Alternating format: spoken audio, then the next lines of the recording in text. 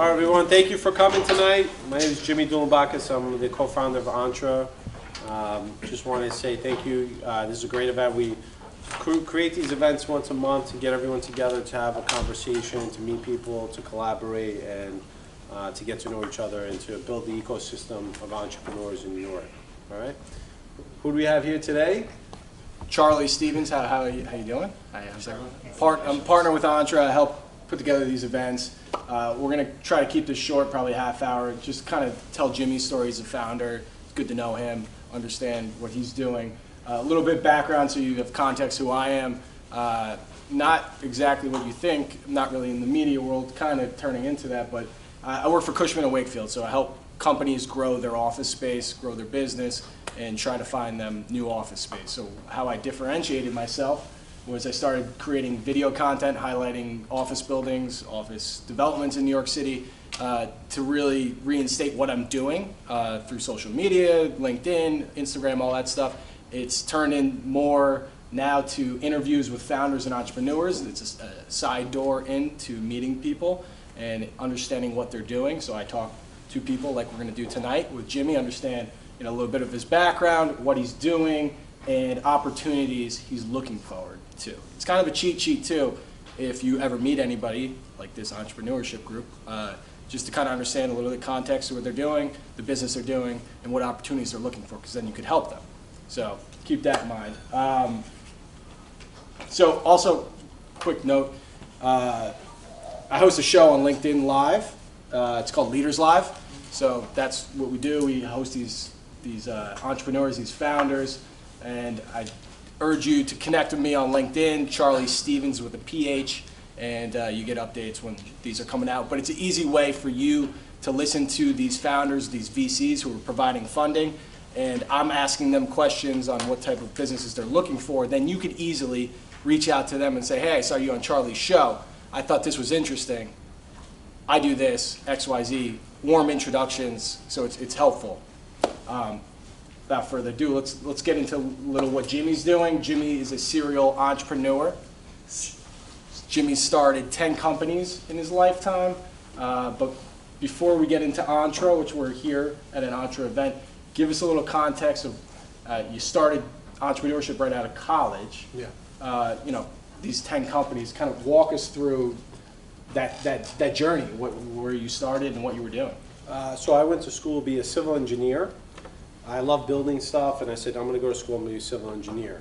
I didn't get into Polytechnic, so I went to a community, it's like a CUNY, and I said, I'm going to go there for 2 years, get my grades up, go there.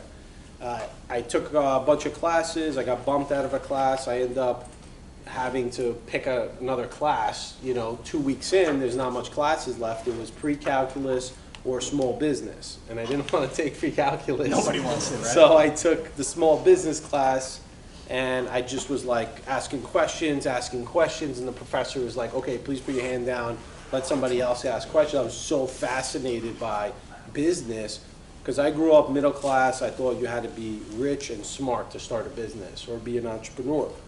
I never thought about being an entrepreneur. No one in my community was an entrepreneur, so I said, why would I be an entrepreneur?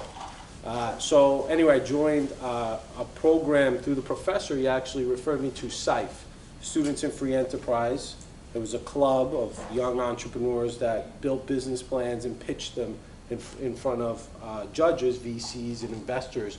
This is early 2000, so it wasn't like cool, and we pitched in front of, we actually came up with an idea of a job platform for college students in 2002, and we pitched it, and we went up against Harvard, and we won. And I was like, whoa, this is amazing. Like, how is this possible? Anyway, long story short, I started meeting other people, started having conversations, started my first company, which was, I'm not going to go into all of them, but To Be Exclusive, which was an online platform for like online concierge. So if you want to go out and you wanted like a limo, a restaurant, Broadway show, we would buy the extra inventory and then resell it as like an experience. And this was like 2004, so it was like before the internet really took off. And it crashed and burned. We lost a ton of money. no business plan, like no idea what we were doing. Sounds fun. I remember it was like depressing, like really, really depressing. But anyway, so I started a bunch of companies. Many of them failed, but every time I took away, I learned something. And I was like, okay, don't make that mistake again. Although I made the same mistakes multiple times because I was thick-headed and I wouldn't listen. So anyway, so now we segue into the end, till now, and I own 3 companies. One's a real estate. Oh, go ahead. I'm running the show. Oh, sorry. Okay, all right. We're not there yet. Oh, okay. All right. You said you learned multiple things, you made Correct. multiple mistakes. Correct. Talk about some of the things that you learned that stuck with you, that helped you Absolutely. grow this business today. Control. So I would put my trust into other partners, like partners of mine. One of the businesses I didn't even have equity in. And for a year, I was like, hey, put me on the business, no problem. We were splitting the profits, but I wasn't on the business. A year later, I just said, hey, you know what? I'm done. I'm going to walk away. The bank account had money in it. And I said, can I get half the money? And he said, oh, you're leaving. You're not on the business. You're not really owed this money. So these are lessons learned. Number one, trusting the wrong people, because I was so excited. I was like, I'm going to do this. I want to do this business, and this is going to work out. I'm going to make money. But sometimes you have to be responsible, and you have to ask the question of, is everything written out, and is there a full understanding of how this business is going to work? Is that putting together contracts with your co-founders, or is that? It could be just a one-sheet deal memo, like, you're going to do this, I'm going to do this, and 90% of the time when you do that, it was like, whoa, hold on a second. Yeah, this thing, I don't know if I was going to do it. Well, you said you were going to do this, and I said I was going to do this, and then you kind of have to go through that, and it's painful, especially if you partner with siblings. Partner with my brother, love my brother. Worst co-founder ever. Like non-existent. He's just like, calls me every quarter, like, hey, do I have a check coming? I'm like, are you kidding me? You don't even, like, no, you don't have a check coming. Well, you do, but like, I'm gonna wait, I'm gonna give it to you 2 weeks later, I say stuff like that, but what am I gonna do? He's your sibling, you're gonna fight with them? Right. What about mentors? I mean, you had 10 companies. I'm sure you had some good mentors along the way. What did you learn from some of your best mentors? Again, that sticks with you, helps you grow businesses today. So being an entrepreneur, And who were those mentors? Yeah. So my first mentor was Fedor Bonucci. He was in the entertainment business, and where I produced a lot of events. And he taught me about risk, right? Like, here's the reward, like you can make 10x, the risk was 2x. He's like, that's a good scenario. When you're risking you can make 10x, but you're risking 10x, that's a bad scenario, right? Because it's 1 for 1. And he taught me how to look at things on the worst case scenario, even though we're optimistic, we're cheerleaders, entrepreneurs, we're gonna do this, it's gonna be great. And then a year in, you're like in debt, and you're like scared, and you're having panic attacks like every other day. But what happened was he taught me that you're going to go through that. It's okay, but what's the risk and what's the reward? And if you're going to do it 100%. That's what he taught me. My other mentor, Mark Advent, he was like a casino entrepreneur. He opened up 2 casinos in Las Vegas, in Macau, and he's just like hugely successful. And I would email him, and he would respond at like 3 in the morning, and he'd be in Asia, and I'd be like, wow, I can't believe this guy. He's like a, what's it called, email-holic? Like somebody that just emails all the time and responds to everybody, like all the time. And he taught me about connectivity, make sure you're always available for people. And a deal is a deal based on how you make it. It doesn't have to be black and white. There's all different types of ways to make a deal, and it depends on what is needed to make the deal work. You know what I'm saying? Like, get into the details, but if somebody says no, it doesn't mean it's no, it just means that deal doesn't work for them. Maybe there's a better deal. Maybe there's another option. There's always 3 to 5 options that you can do. And it's up to you to figure out and do the work for it. Right. Understand and communicate with them. Right. Figure out the opportunity. Right. Keep in mind, we'll do a little Q&A, a couple questions at the end too, and then we'll get back to networking. But let's talk about Entre right now, the business, event service group, good people here. We got these events 2-3 times a month or so? Yeah, 2-3 times. We're in 10 cities, yeah. Okay, so let's talk about how you built out Entre and how what exactly it is. So, can I talk about how it happened? Sure. Okay, so Entre 2 years ago, I produce events. I do lifestyle events, and I was like, I want to do entrepreneur events. Like, I go to them, and I'm like, they're not that great. Like, people go and they like complain all the time that they didn't get to network. I was like, you know, what if we could build really good events? And I went online and I found 3 entrepreneur events online on Eventbrite, and I emailed all 3 like organizers. One of them was Michael, who's now my partner. We got on the phone, and I have like this entrepreneur like spiel that I do, that it's like people can't, like I ramble on about entrepreneurship, I love it, blah, blah, blah, blah, and people are like, all right, I can't listen to this guy anymore. At barbecues, they walk away, right? And Michael pitched me the same spiel. I was like, this is strange. He was talking more than I was, and I was like, okay, there's either it's strange or there's something here. So we kept talking, and he was telling me about Entre, and I said, hey, let's do some events together. 6 months later, we started doing events. They started growing, and he's like, do you want to build Entre with me? And I was like, okay. I was like, I can come on, run the events, and build a network. So we started with panels. We started with fireside interviews. And the content we were creating was number 1. Number 2, for everyone to connect and network like productively, not just, hi, I'm Bob, hi, I'm Maria, blah, blah, blah, and then it goes nowhere. It's like, what are you doing? You're an entrepreneur, let's talk. If we can make a good setting and a good atmosphere, things will happen, right? Just like we were talking about your event, right? Yep. Things happen, and that's all we want to do. So we started with New York, we started with Philly, then with Pittsburgh, and then it just took off. We were in Miami now, we're in DC, and we just kept building and building and expanding and fine-tuning the method of how we did it, and which we could talk about. And now we're in 10 cities, and we have entrepreneurs all over. The whole goal of Entre is to find people that are scared of being entrepreneurs, or find entrepreneurs that are looking for certain people and put them together. That's all we want to do, and build other things. But entrepreneurship, thousands of times scared. I wish somebody would tell me, it's okay, like, you're gonna fail, it's gonna happen. Right. It's part of, it's like a stock market, like the ticker goes up, but if you look at the big swings, then you really see what's happening on the market. Nobody told me that, you know? Yeah, and I didn't have a successful uncle, entrepreneur, or anybody, so I just did the best I could, and it took me longer to get to where I am than maybe someone else that's reading books or has a great network. You know? Right, and as we continue to gear up for 2020, I'm helping out with that too. We're going to have some really good panels. We're going to do some live shows. Absolutely. We're going to bring in some really good influencers to talk to, but that opens up the Q&A. That opens up you to talk to them in real life, which is helpful. But also, again, the community, as long as you guys connect, is probably the most important. You talked about growing into other cities and the method of that. How did you? Growing is one of the toughest parts of any business. What was some of the method in growing into other cities?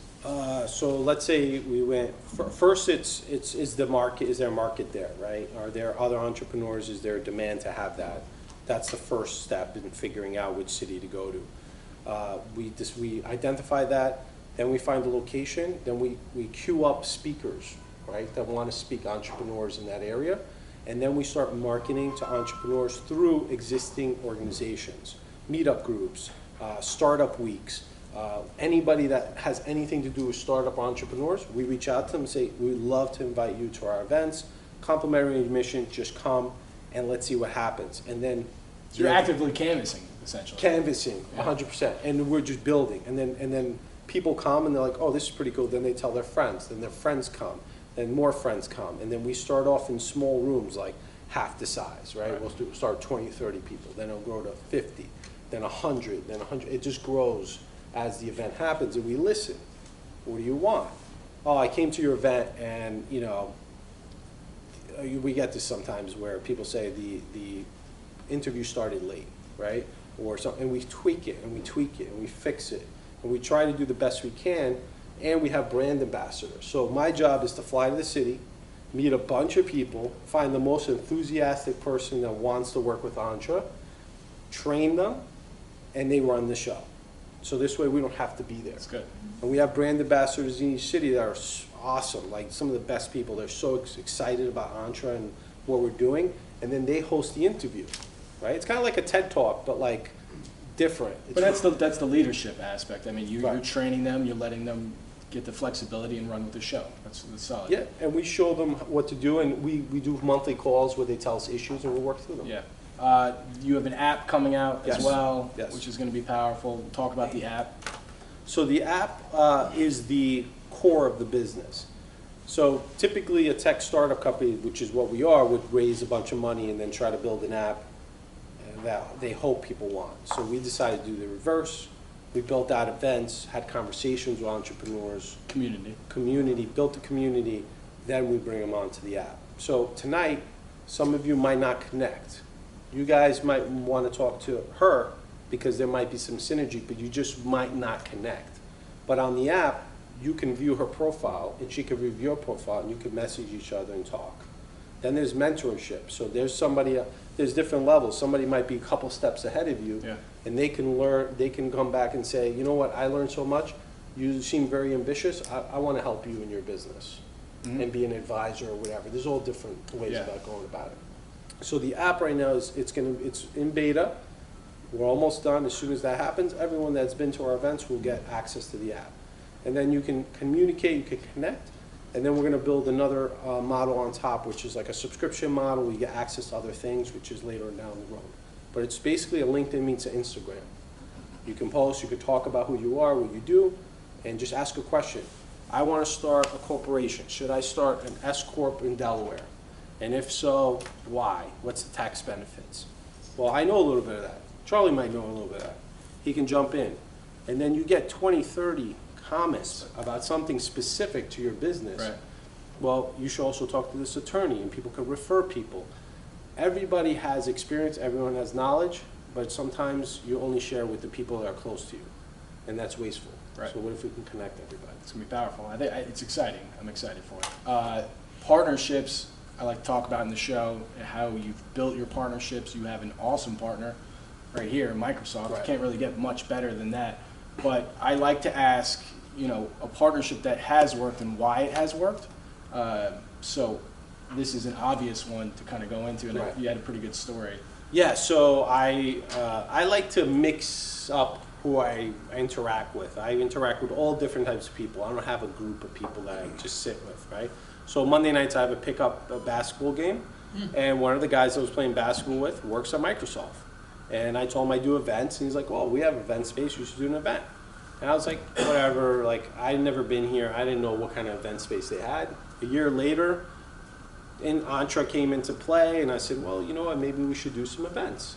We did a couple, one sold out, the next one sold out, started taking off, and here we are now with Microsoft. And Microsoft loves us because we bring entrepreneurs and startup founders to their facility.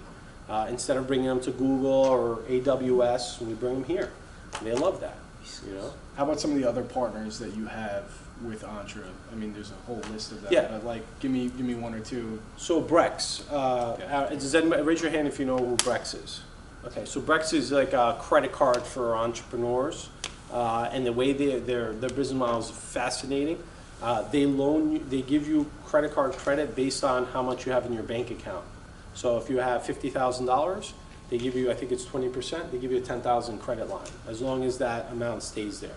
And it fluctuates based on how much you make. So as your business grows and your bank account grows, your credit card credit line grows as well.